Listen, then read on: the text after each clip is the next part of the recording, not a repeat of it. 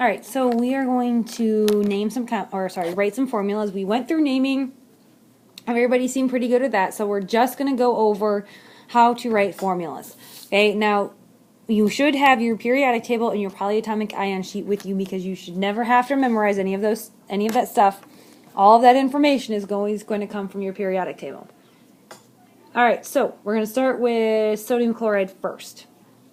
So the first thing I'm going to do is write my symbol. So sodium, I find it on my periodic table. It's Na. Chlorine, I find it on my periodic table, and it is Cl.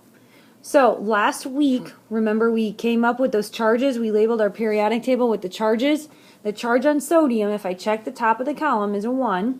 And the charge on chloride, or chlorine, when I check the top of the column, is also a -1. So I end up with a 1 and a 1. So what we do, okay, is we just crisscross them. Okay, so I bring the 1 down. So how many sodiums do I have? 1. I bring the 1 down. So how many chlorines do I have? 1. And we don't write the 1s because it's kind of assumed that if I have the symbol there that I have at least one of those elements. So the formula for sodium chloride is NaCl. Alright, so calcium bromide. So I check my periodic table. Calcium, Ca, had a charge of +2. Bromide, Br, had a charge of -1. So I have a +2 and a -1. So what do? We crisscross those charges down. So I'm going to end up with 1 calcium and 2 bromines. So my final formula is going to be CaBr2. Okay, this 2 right here again came from the charge on calcium, which crossed down to the bromine.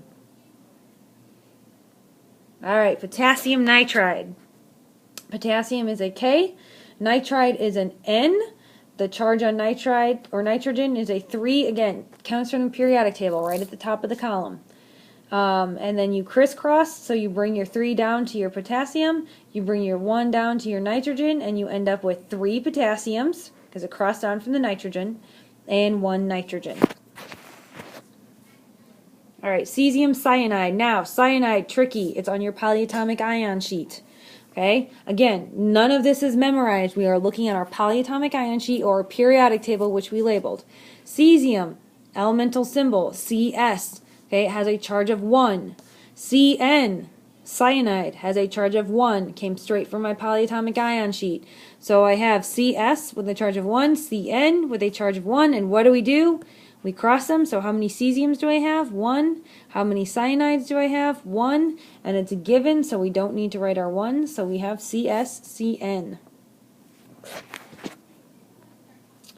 Alright, beryllium acetate. So, beryllium, Be, I know it has a charge of 2. I look on my periodic table. Acetate, another polyatomic ion, has a charge of 1. I looked on my polyatomic ion sheet. So what do we do with those? Well, I take the 1 and I cross it to beryllium. So how many 1s do I have? Or how many berylliums do I have? 1.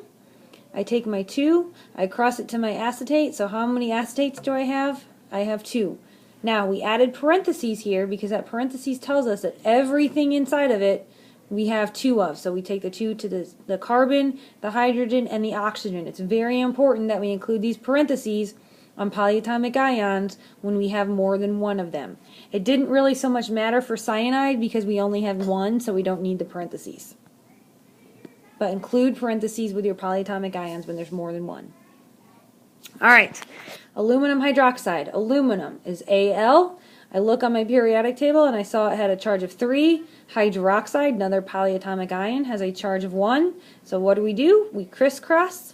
So aluminum has a charge of 1. Aluminum is 1. Hydroxide, we have 3 of them. We use our parentheses to keep that polyatomic ion together, and we have 3 of them. So what we end up with then is Al1, which we don't need to write the number for because it's a given that we have 1, and hydroxide 3. Alright, lithium carbonate. Again, that carbonate, polyatomic ion. So look at my periodic table. Lithium has a charge of 1. Carbonate has a charge of 2, came from my polyatomic ion sheet along with the formula. So what do? We cross it, so I end up with 2 lithiums, and I take that 1 and I cross it to the carbonate, so I end up with 1 carbonate, no parentheses needed because we only have one of those polyatomic ions. All right, beryllium oxide. Beryllium has a charge of 2.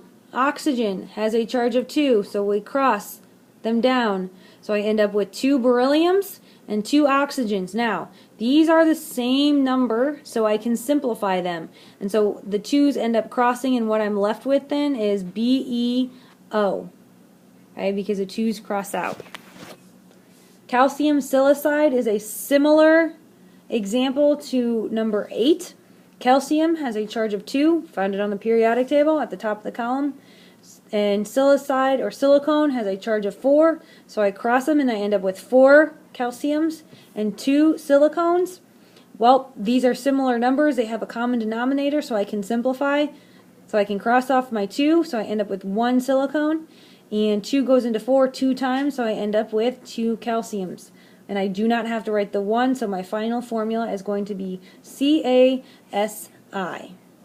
If you have any questions, you need to make sure that you're coming in before school, after school. I have extra practice if you need it.